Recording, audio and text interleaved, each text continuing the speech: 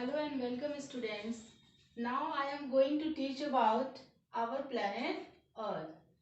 In the previous video, we already saw and learned about our solar system, Big Bang theory, etc. The sun, 8 planets. Let us study about the detail of the Earth. We know that it is a unique planet because suitable to sustain life due to our air, water and soil. हम सभी जानते हैं कि पृथ्वी को एक unique खास ग्रह क्यों कहते हैं, क्योंकि आपको मैंने पिछले वीडियो में भी बताया कि इसलिए इसको ऐसा कहते हैं क्योंकि यहाँ पे बहुत सारा पानी है, हवा है और सुटेबल टेम्परेचर है जो अर्थ को एक अच्छा प्लैनेट बनाता है जिस पर जीवन जिया जा सके। तो इसलिए इसको बोलते हैं it is a unique planet because suitable to sustain life due to air, water and soil. The shape of earth is spherical. Spherical means geoid, जो दोनों तरफ हम सभी जानते हैं कि अर्थ जो है स्फेरिकल इन शेप एक संतरे के समान है, जो दोनों तरफ नॉर्थ पोल और साउथ पोल के पास थोड़ी सी क्या है, चिपटी हुई है। दोनों पोल के पास थोड़ा सा वह दबा हुआ है और अपने टिल्ट पर, अपने एक्सिस पे टिल्ट झुका हुआ है। कितना? 23.5 degree and 66.5 degree, both the hemisphere. तो इस वजह से इस पर अलग अलग जगहों पर अलग अलग सूरज की किरणें, रोशनी पड़ती हैं। तो the shape of earth is geoid. Geoid means earth shaped. जो पृथ्वी का एक शेप होता है, संतरा आप सभी ने देखा होगा और मैंने पहले भी बताया है कि एक संतरे में बहुत सारे स्लाइसेस होते हैं लाइक मेरिडियंस। तो जब हम संतरे को, उसके छिलके को हटाते हैं तो उसमें देखते हैं बराबर हिस्सों में क्या होते हैं, उसकी फाके होते हैं, स्लाइसेस होते हैं। जस्ट लाइक ऑरेंज, पृथ्वी भी वैसे ही एक इमेजिनरी लाइन इस पे बना होता है, जो हमने पिछली क्लास में स्टैंडर्ड 5th में पढ़ा है, लॉन्गिट्यूड्स और लैटिट्यूड्स के बारे में, लाइन ऑफ पैरेलल्स और मेरिडियन ऑफ लॉन्जिट्यूड्स। तो ये सभी आप लोग जानते ही हैं, तो इसलिए मैं यहाँ पे आपको बताती हूँ। पिछले क्लास में आपने पढ़ा है, मतलब कि स्टैंडर्ड 5th में इंटरनेशनल डेडलाइन, ग्रिड। तो we already learn about the longitude and latitude. तो यहाँ पे हम लोग सभी जानते हैं कि पृथ्वी का शेप कैसा है, जियोइड है, जिसका मतलब जैसे पृथ्वी का शेप होता है दोनों पोल्स पे झुकी हुई होती है। और इस वजह से जो यह इक्वेटर के पास पृथ्वी क्या है, ज्यादा फैला हुआ है और दोनों पोल्स के पास यह सिकुड़ी हुई है। जैसे जैसे टेम्परेचर बढ़ता है, एक बैलून के समान, जब हम बैलून में हवा भरते हैं तो क्या होता है, गुब्बारा पूरी तरीके से फूलता है। तो जब उसके आप सेंटर को देखेंगे वो ज्यादा फैला हुआ होता है। जैसे एक फुटबॉल होता है तो उसको आप देखेंगे उसके सेंटर पे जो है वो ज्यादा फैला होता है। तो अर्थ भी उसी के समान इक्वेटर के पास ज्यादा फैली हुई है। इसलिए इक्वेटर जो है वह क्या है, इमेजिनरी लाइन में लैटिट्यूड का सबसे बड़ा लैटिट्यूड है। ये सभी आप जानते ही हैं। और दोनों पोल्स के पास जो पैरेलल लाइन है वह क्या है, छोटी सिकुड़ गई है। यहाँ पे हवा का दबाव क्या होता है, ज्यादा होता है और इसलिए यहाँ पे क्या है, पोल्स के पास हवाएं क्या होती है, बिल्कुल ठंडी होती हैं, जिसके कारण यह सिकुड़ी हुई, दोनों तरफ से सिकुड़ी हुई है।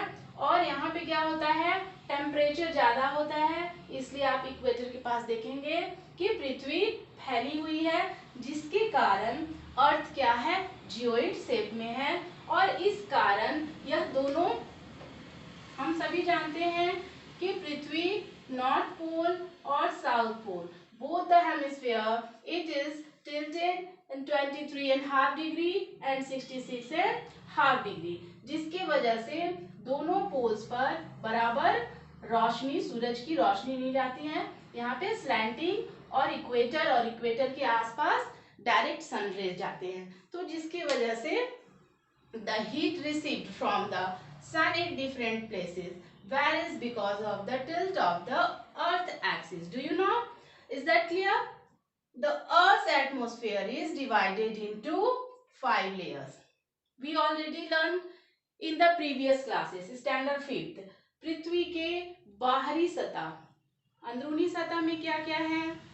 क्रस्ट, मैंटल और कोर। हम लोग पढ़ते हैं इंटीरियर ऑफ द अर्थ। तो इंटीरियर ऑफ द अर्थ में आपने पढ़ा है कि पृथ्वी के 3 सतह होते हैं, जो कोर होता है, मैंटल होता है और क्रस्ट।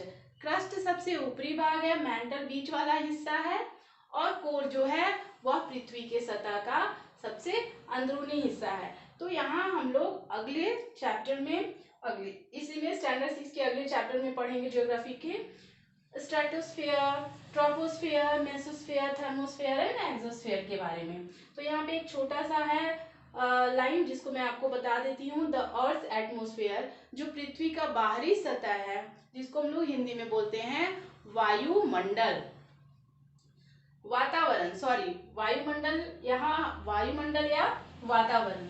तो जो the earth atmosphere is divided into 5 layers, troposphere, stratosphere, mesosphere, thermosphere and exosphere. तो अगले वीडियो में मैं आपको अगले चैप्टर में मैं इसके बारे में बताऊंगी। और ये भी बता देती हूँ कि प्लैनेट पर जो अर्थ है हमारा प्लैनेट, तो उस पे due to presence of water, आप सभी जानते हैं कि पृथ्वी पर कितने महासागर हैं, कितने ओशियंस हैं? 5 और 7 लैंड मासेस हैं, ह्यूज लैंड मासेस, जिसको कॉन्टिनेंट बोलते हैं। तो वह किस पर है? अर्थ पर है। तो ये भी आप जानते हैं कि 3/4 जो है यह अर्थ क्या है? पानी से ढका हुआ।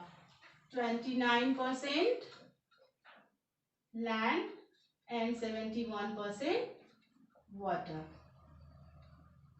तो due to soil, water and air, means atmosphere जो बनाते हैं, तीनों चीज मिलके बनाते हैं, टेम्परेचर, वाटर और लैंड, जिसको हम लोग अगले क्लास में पढ़ेंगे। अगले वीडियो में मैं उसके बारे में बताऊंगी कि बायोस्फीयर क्या है, हाइड्रोस्फीयर क्या है और लिथोस्फीयर क्या है। तो अभी आज आपने पढ़ा कि यह पृथ्वी जो है सूरज से तीसरे नंबर पे यह ग्रह है, 3rd प्लैनेट है, इसलिए इसका जो क्लाइमेट है वह सुटेबल बनाता है लाइफ को। और पृथ्वी का एकमात्र उपग्रह सैटेलाइट कौन सा है? मून। तो हम सभी को पता है कि कोई भी प्लैनेट जो है वह अपना हीट और लाइट नहीं रखते हैं, उनके पास खुद की रोशनी और गर्मी नहीं होती है। तो उन सभी को यह रोशनी कहाँ से मिलती है? यह रोशनी उनको सूरज की किरणों से मिलती है और उसी को वो रिफ्लेक्ट करते हैं। तो पृथ्वी जो है सूरज से तीसरे स्थान पर है, इसलिए यह न तो बहुत ज़्यादा गर्म है और नहीं बहुत ज़्यादा ठंडी है, और इसलिए इसका एटमॉस्फेयर ऐसा है जिस पे लाइफ सस्टेनेबल हो सके। Is that clear? अब आप लोग को समझ में आ रहा होगा कुछ। तो आप लोग चैप्टर को पढ़िए, खुद से पढ़ने का प्रयास करें। जब तक आप खुद से रीड नहीं करोगे समझ में नहीं आएगा। बाकी बाद में तो हम लोग हैं ही आप लोग को बताने के लिए। तो it is unique planet because of air, water and atmosphere. और मून जो है, मून के पास, मून एक सैटेलाइट है पृथ्वी का। दूसरे जो ग्रह हैं जैसे जुपिटर है, उसके पास बहुत सारा 66 मून है, बट अर्थ के पास एक ही मून है और उसके पास भी खुद की रोशनी नहीं होती है। उसको रोशनी कहाँ से मिलती है? जब पृथ्वी पर सूरज की किरणें आती हैं और वो रिफ्लेक्ट करती हैं, तो वही रोशनी मून को मिलता है और मून फिर वापस उसी को रिफ्लेक्ट करके अर्थ पे भेजता है। जब रात होती है तो हमें चांद की रोशनी में आसमान दिखाई देता है। आज के लिए इतना ही। नेक्स्ट वीडियो में मैं आपको आगे के बारे में बताऊंगी कि कॉमेट क्या है, शूटिंग स्टार क्या है, एस्टेरॉयड क्या है। तो आज आप लोग इसको अच्छे से पढ़े अर्थ के बारे में, और किसी भी तरह की कोई परेशानी हो तो आप क्वेश्चन रेज कर सकते हैं। Have a good day.